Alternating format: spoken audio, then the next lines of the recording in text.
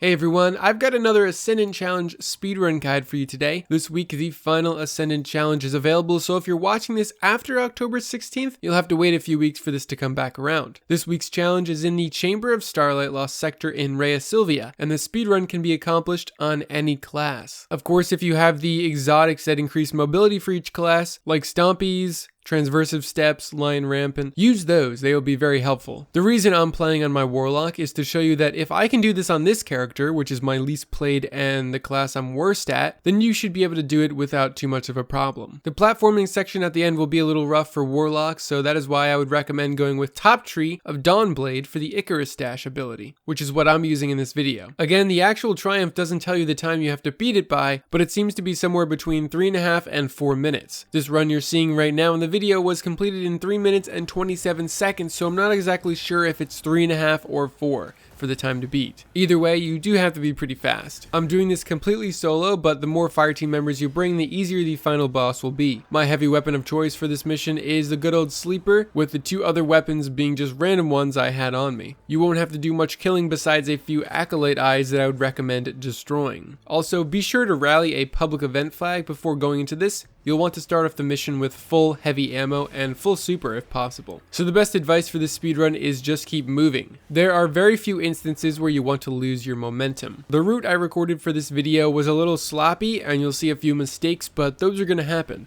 You might have to run this a few times to get used to it. At the area where you first encounter the Ravenous Taken Thrall, I would actually recommend going right around this pillar instead of walking in front of it like I did and almost falling off from the Taken Booper thing. If you run behind the Taken Goblin here over to the right, you can avoid some of the damage from the Shriekers, which if you're on the lower side in terms of power level, it will help you a lot. Immediately after, there is a floating island you can jump to instead of running all the way around the path. I got booped over it and landed on the pathway. Completely intentional, by the way. Using that island, I got to save a good chunk of time, and we need the extra seconds we can get for the speedrun. Jump over the phalanxes, heads, and run past the knights, and we'll arrive at the spiral staircase. If you're on the lower level side, I would highly recommend quickly taking down these 3 acolyte eyes. I was in the 570s in this video, so I could have ran past them and survived, but I decided to be safe rather than sorry.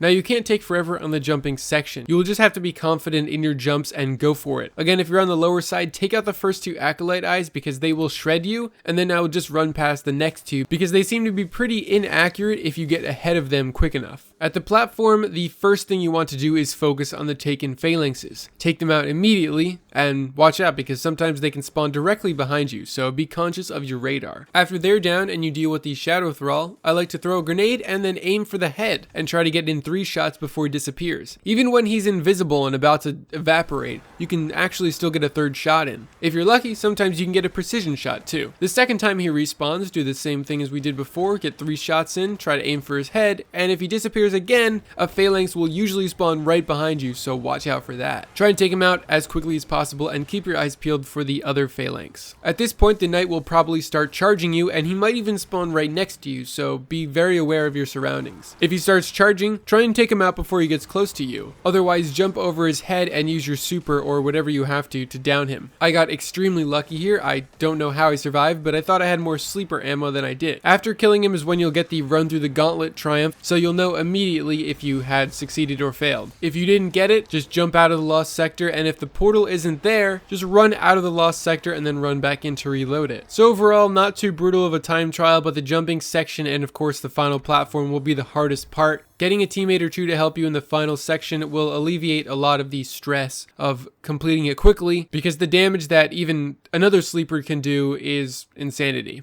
That's it guys, thanks for watching, and I hope you found this helpful.